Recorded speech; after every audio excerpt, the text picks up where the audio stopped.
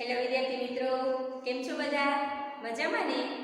સારું, ચાલો આજે આપણે છે એ બીએનો પાઠ 10 જોવાનો છે, જેમાં આપણે અગાઉ છે એ જે ધંધાકીય સેવાઓ છે ચેપ્ટર નંબર 2 એમાંની આપણે એક સેવા શરૂ કરી હતી. કઈ સેવા હતી?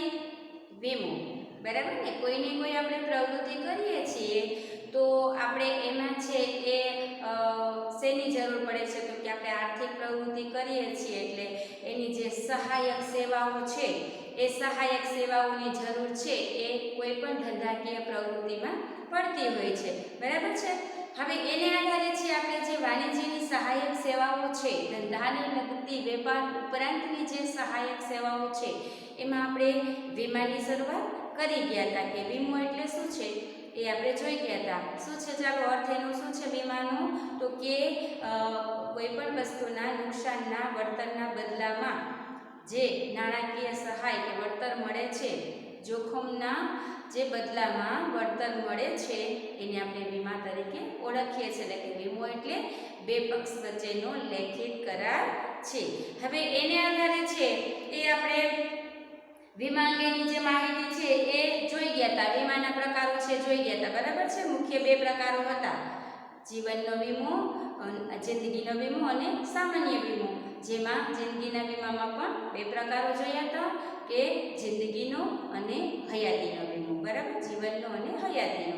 અને સામાન્યમાં આપણે છે મુખ્ય 3 પ્રકાર જોયા હતા, જેમાં માલની હેરફેરનો વીમો, આગનો વીમો અને સામાન્ય વીમો. બરાબર? હવે એને છે આપણે વધુ વિસ્તારથી સમજી ગયા હતા, એના પ્રકારો જોઈ ગયા હતા. હવે આપણે જોવાનું છે વીમાનું ખાનગીકરણ. વીમાનું ખાનગીકરણ.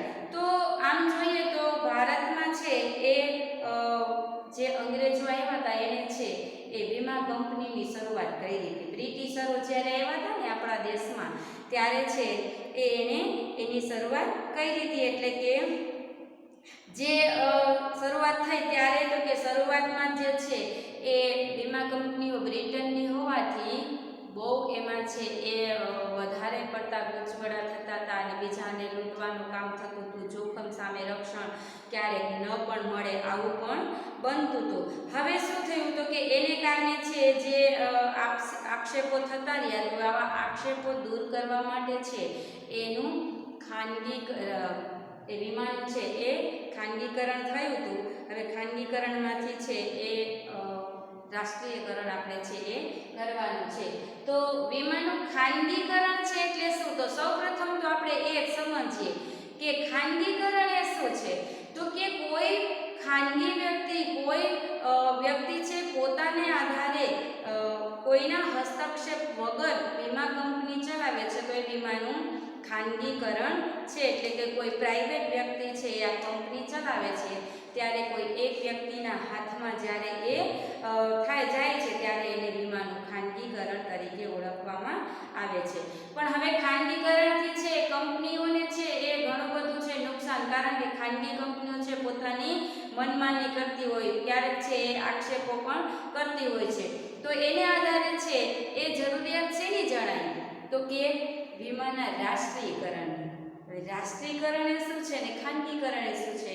કોઈ પ્રાઇવેટ વ્યક્તિ જ્યારે એ કંપની ચલાવે છે એ ખાનગી છે, જ્યારે એ ખાનગી હસ્તકની જે કોઈ કંપની છે એ સરકાર હસ્તક જાય છે.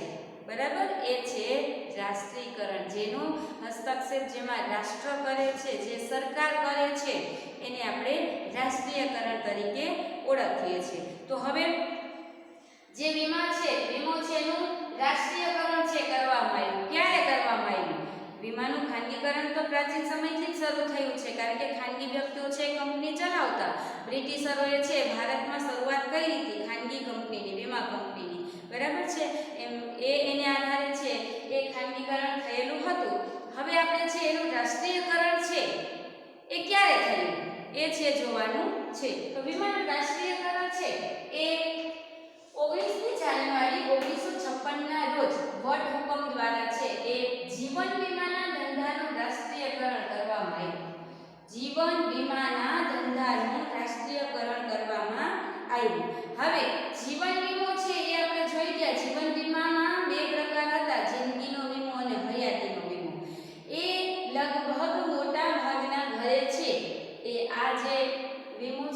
કરાવેલો જોવા મળે છે, જે જીવનનો વીમો છે, જેનું તમે નામ સાંભળ્યું હશે. જીવન વીમા કંપની જે છે, જીવન વીમા કંપનીને આપણે ટૂંકમાં LIC તરીકે ઓળખીએ છીએ. સાંભળ્યું છે ને LIC? તો એ LIC છે એટલે કે ભારતીય જીવન વીમા નિગમ, જેને આપણે ભારતીય જીવન વીમા નિગમ તરીકે ઓળખીએ છીએ. તો એ જે છે લાઈફ ઇન્સ્યોરન્સ ઓફ ઇન્ડિયા, એને આપણે ઇંગ્લિશમાં life insurance corporation of India તરીકે ઓળખીએ છીએ. એટલે કે ટૂંકમાં આપણે એને LIC કહીશું. તો એની શરૂઆત છે ક્યારે છે? તો કે એની શરૂઆત છે 1956 માં. એ હતી જ, જોજો એ હતી જ, પણ કેવી હતી? ખાનગી વ્યક્તિના હાથમાં હતી. હવે તો કે ત્યારે જે એની ખામીઓ હતી, જે આક્ષેપો હતા, એને દૂર કરી અને એનું રાષ્ટ્રીયકરણ કરવામાં આવ્યું. શું કરવામાં આવ્યું? રાષ્ટ્રીયકરણ. એટલે કે 1956 માં છે એનું રાષ્ટ્રીયકરણ થયું. આવી રીતે છે પ્રશ્ન પૂછાઈ શકે કે જે LIC છે, જે ભારતીય જીવન વીમા નિગમ છે, એનું રાષ્ટ્રીયકરણ ક્યારે કરવામાં આવ્યું? તો 19મી જાન્યુઆરી 1956 ના રોજ છે એનું રાષ્ટ્રીયકરણ. એટલે કે એ વીમા કંપની આખી છે એ ગવર્નમેન્ટ હસ્તક, એટલે સરકાર હસ્તક છે લેવામાં આવી. અને એને છે આપણે ભારતીય જીવન વીમા નિગમ તરીકે ઓળખીએ છીએ. ત્યારે એની સ્થાપના થઈ. હવે બીજું, તો 1 જાન્યુઆરી 1973 થી તમામ સામાન્ય કંપનીઓ છે એનું રાષ્ટ્રીયકરણ કરવામાં આવ્યું. સામાન્ય કંપનીઓ આપણે જોઈ ગયા ને, સામાન્ય વીમા. જો પેલું છે એ શું છે? જીવન વીમા નિગમ. હવે બીજી જે કંપની છે સામાન્ય વીમાની, આપણે જોઈ ગયા ને અન્ય વીમાઓ, એટલે કે બીજો પ્રકાર કયો હતો? સામાન્ય વીમાઓ.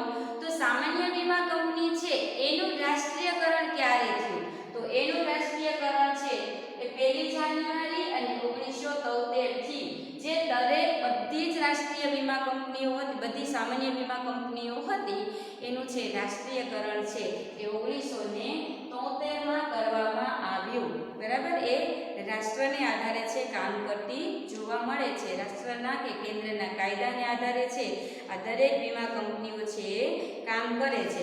હવે બીજું, તો કે એમાં છે એ આ જે બધી જ વીમા કંપનીઓ છે, પછી એ જીવન વીમા કંપનીઓ હોય કે સામાન્ય વીમા કંપની હોય, તો દરેક વીમા કંપનીઓ ઉપર શું જરૂરી છે? તો કે નિયમન, એટલે કે નિયંત્રણ.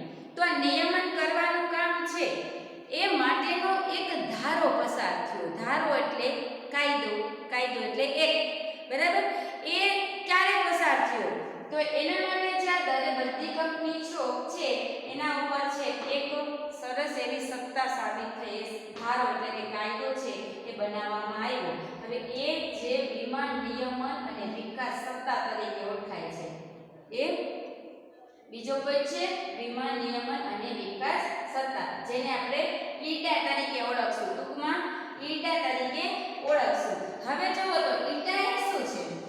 તો કે insurance regulatory and development authority. બરાબર? હવે IRDA ને આપણે ટૂંકમાં IRDA તરીકે કહીએ તો આ જે વીમા નિયમન અને વિકાસ સત્તા છે એ આ જે તમામ જે કંપનીઓ છે, પછી એ જીવન વીમા કંપની હોય કે સામાન્ય વીમા કંપની હોય, તો બધી કંપનીઓ પર નિયમન કે કાયદા કે નિયંત્રણો રાખવાનું કામ છે એ આ IRDA કરે છે. કોણ કરે છે? IRDA. હવે એ જે એક્ટ છે એ ક્યારે લાગુ પાડવામાં આવ્યું? તો કે એ એક્ટ છે એ 1999. એ 1 જાન્યુઆરી 1999 માં છે એની સ્થાપના કરવામાં આવી. આ જે વિકાસ સત્તા જે છે એની સ્થાપના ક્યારે થઈ? તો કે 1 જાન્યુઆરી 1999 માં. આના ઉપર દેખરેખ રાખવાનું કાર્ય, કોઈ પણ કાયદા બનાવવાનું કાર્ય છે એ આ વિકાસ નિયમન સત્તા છે એ કરે છે. હવે એ વિકાસ નિયમન સત્તા જ્યારે એની સ્થાપના થઈ ત્યારે છે એને અમુક નિયમો બનાવ્યા. જે સામાન્ય વીમા કંપની હોય કે જીવન વીમા કંપની હોય એને આધારે છે નિયમો બનાવ્યા. હવે એને છે એ એક સરસ નિયમ બનાવ્યો કે જે વિદેશીઓ જે છે એ પોતાનું રોકાણ ભારતની વીમા કંપનીમાં સીધે વિદેશી કંપનીઓ જે છે એ ભારતમાં જે એનું રોકાણ છે સીધે સીધું કરી શકે, જેને આપણે FDI તરીકે ઓળખીએ છીએ, બરાબર. હવે જ્યારે સૌપ્રથમ શરૂઆત થઈ ત્યારે એ કેટલા ટકા રોકાણ છે કરી શકતી હતી? જે ફોરેનની કંપની જે છે એ કેટલા ટકા રોકાણ કરતી હતી? તો કે 26%. સૌપ્રથમ છે એ વિદેશી કંપનીઓ જે છે એ 26% રોકાણ કરતી હતી. હવે ત્યાર પછી શું થયું? તો કે એમાં સુધારો આવ્યો. એ જે વીમા નિયમન સત્તા છે એને સુધારો કર્યો. તો એ સુધારો છે ક્યારે કર્યો? તો કે એ સુધારો જે છે એને 2015 માં કર્યો. ક્યારે કર્યો?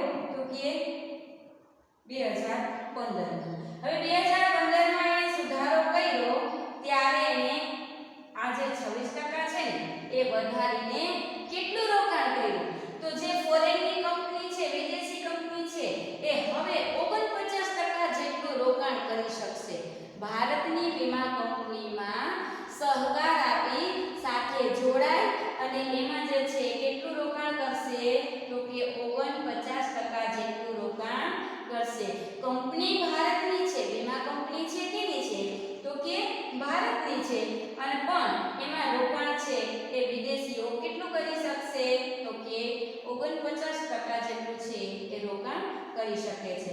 સૌપ્રથમ છે એની મર્યાદા કેટલી હતી? તો કે 26% જ રોકાણ કરી શકતી, પણ ત્યાર પછી છે એમાં સુધારો આવ્યો. આ જે વીમા કંપની એક્ટ ધારો છે એને સુધારો કર્યો અને સુધારો કરી અને સીધું રોકાણ 2015 માં છે એની મર્યાદા વધારી અને 49% જેટલું છે એ કરવામાં આવ્યું. હવે જેમ વિદેશી કંપનીઓ વધારે રોકાણ કરશે એમ તો કે ભારતને છે એનો લાભ થશે, એનો ફાયદો થશે.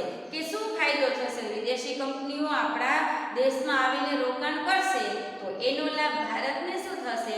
તો એનો લાભ છે એ સારી રીતે છે એ આવકની પ્રાપ્તિ થશે ભારતમાં, અને ભારતમાં જે ટૂંકમાં કહીએ તો આવકની મર્યાદા છે એ આવકમાં છે વધારો થતો જોવા મળશે.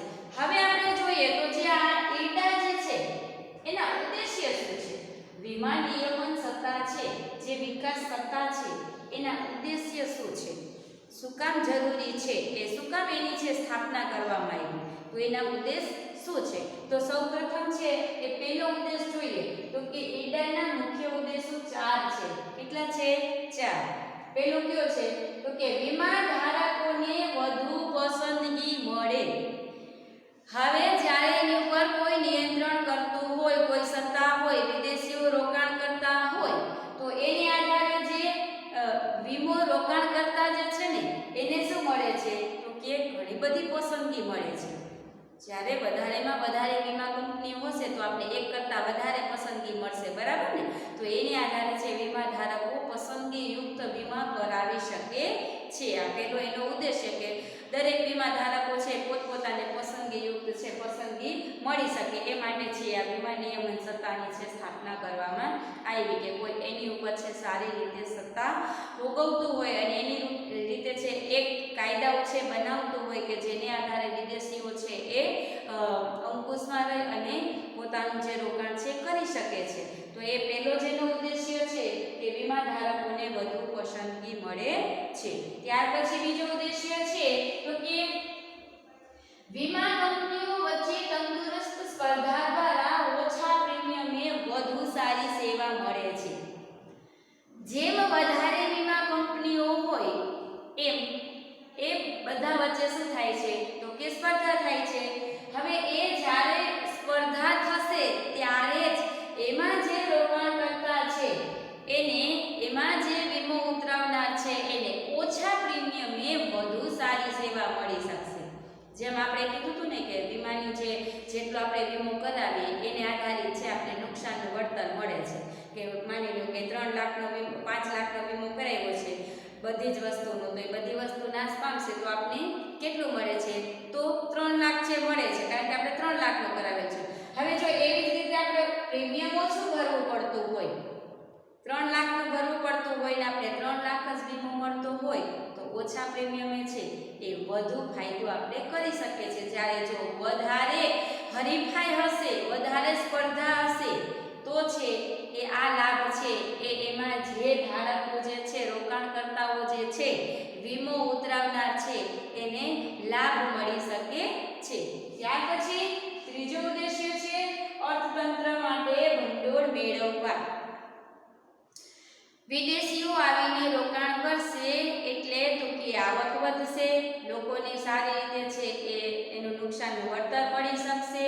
હવે એને લીધે છે દેશની આવક વધતા જે અર્થતંત્રનું ભંડોળ છે, આર્થિક જે પરિસ્થિતિ છે ઊંચી આવશે, ભંડોળમાં છે એ વધારો થશે.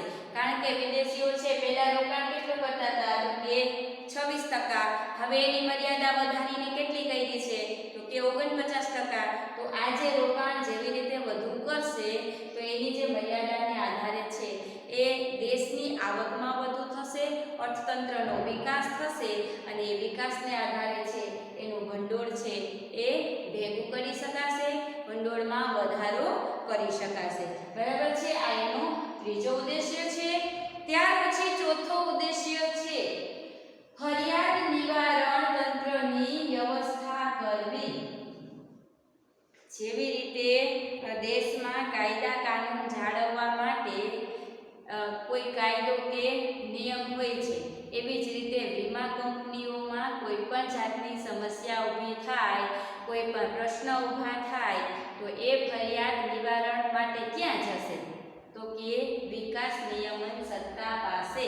વિકાસ નિયમન સત્તા જે છે એ નિવારણના કાર્યો છે એ કરશે, એવી વ્યવસ્થા કરશે કે જેને ક્યારેક વીમા કંપની છે ફ્રોડ હોય, ક્યારેક છે એમાં રોકાણકર્તા છે ફ્રોડ હોય, તો એ બધા વચ્ચે જે સમસ્યાઓ કે ઝઘડાઓ ઊભા થાય છે તો એને નિવારણ કરવાનું કામ છે એ પણ કોણ કરશે તો કે વિકાસ નિયમન સત્તા એટલે કે ઈડા. આપણે એને ટૂંકમાં ઈડા તરીકે ઓળખશું. તો એ સત્તા છે એને કામ કરે છે કે જે લોકોની સમસ્યા ઊભી થાય એમાં જે વીમો ઉતરાવનાર છે ને કોઈ પણ પ્રશ્ન હોય તો એ પ્રશ્ન અંગે છે એ માહિતી આપવાનું કામ, ફરિયાદ નિવારણ કરવાનું કામ અને એની જાળવણી કરવાનું કામ છે એ ઈડા કરતી જોવા મળે છે. આ એના 4 ઉદ્દેશ્યો છે કે આપણે ઈડાની સ્થાપના શું કામ કરી. તો આ 4 ઉદ્દેશ્યો માટે કે વીમા ધારકોને વધુ પસંદગી મળે છે. ત્યાર પછી બીજું તો કે વીમા કંપની વચ્ચે શું થાય છે તો કે તંદુરસ્ત સ્પર્ધા યોજાવાથી ઓછા પ્રીમિયમે વધુ સારી સેવા પ્રાપ્ત થઈ શકે છે. ત્યાર પછી તો કે અર્થતંત્ર માટે ભંડોળ મેળવવું અને જે ચોથો ઉદ્દેશ્ય છે તો કે એની જે ફરિયાદ નિવારણ છે એ તંત્રની વ્યવસ્થા કરવાનું કામ છે એ ઈડા કરે છે. આ એના છે એ ઉદ્દેશ્યો છે. તો જે આપણે પહેલો મુદ્દો છે વીમાનો, પહેલી સેવા છે એ વીમાની છે. તો વીમાની સેવા છે એ અહીં સુધી છે એના વિકાસ નિયમન સત્તા સુધી. બરાબર છે. હવે તો આપણે આગળ જોઈએ તો આપણે રિપીટ કરીએ કે સૌપ્રથમ છે એ વીમાનું ખાનગીકરણ. તો કે પહેલેથી જ્યારે વીમા કંપનીની શરૂઆત થઈ, જ્યારે વીમા કંપની અસ્તિત્વમાં આવી ત્યારે જ છે એ ખાનગી લોકો એટલે કે બ્રિટિશરો જ્યારે આપણા ભારતમાં આવ્યા હતા એણે છે આ વીમા કંપનીની શરૂઆત કરી હતી. લોકો પાસેથી બહુ નાણાં મેળવ્યા હતા અને બહુ છે એ આવક મેળવી હતી અને એ આધારે છે એણે આવી કંપનીઓ છે એ શરૂઆત કરી હતી અને એને છે પાછી આપણે રાષ્ટ્રીયકરણ દ્વારા છે સરકાર હસ્તક્ષેપ કરવામાં આવે છે. હા, અત્યારે પણ છે ઘણી બધી ખાનગી વીમા કંપનીઓ જોવા મળે છે, પણ જ્યારે જીવન વીમા નિગમ છે, ભારતીય જીવન વીમા નિગમ છે એનું રાષ્ટ્રીયકરણ ક્યારે થયું અને એને આધારે જે સામાન્ય વીમા નિગમ છે, સામાન્ય વીમાઓ છે એનું રાષ્ટ્રીયકરણ ક્યારે થયું તો એ આપણે જોઈ ગયા. તો કે એલઆઈસી જે છે એનું રાષ્ટ્રીયકરણ ક્યારે થયું તો કે 1956માં એની સ્થાપના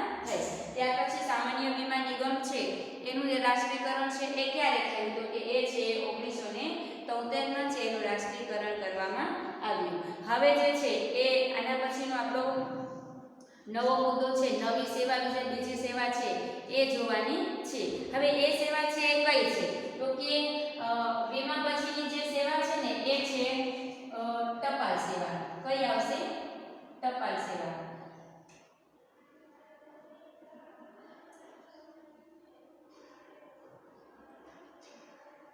હવે ટપાલ સેવા જે છે એ તો કે આપને ખબર જ છે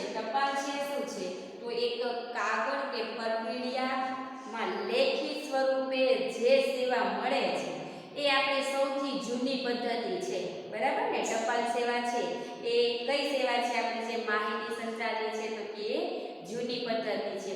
પણ આના જે ઘણા બધા મુદ્દા છે એને આપણે છે વિસ્તારથી સમજવાના છે કે જે ટપાલ સેવા છે કેવી રીતે મળે છે, એના પ્રકારો કેવા છે, કઈ કઈ સેવાઓ આપે છે, એને આપણે છે એ વિસ્તારથી જોવાનું છે. તો આપણે છે એને નેક્સ્ટ લેક્ચરમાં છે એ જોશું. તો આજે છે આપણે બેમાને અહીંયા પૂરો કરીએ અને નેક્સ્ટ લેક્ચરમાં ટપાલ જોશું. આને છે તમારે પાકું કરવાનું છે, તૈયાર કરવાનું છે અને હોમવર્કમાં છે એ તમારે જે વીમાનું ખાનગીકરણ અને વીમા નિયમન સત્તા છે એ લખવાની છે. વીમાનું ખાનગીકરણ અને વીમા નિયમન સત્તા એ તમારે હોમવર્કમાં લખવાની છે, બરાબર છે. બાકી પાછા મળશું નેક્સ્ટ લેક્ચરમાં જેનો મુદ્દો છે ટપાલ, બરાબર. ત્યાં સુધી આવજો.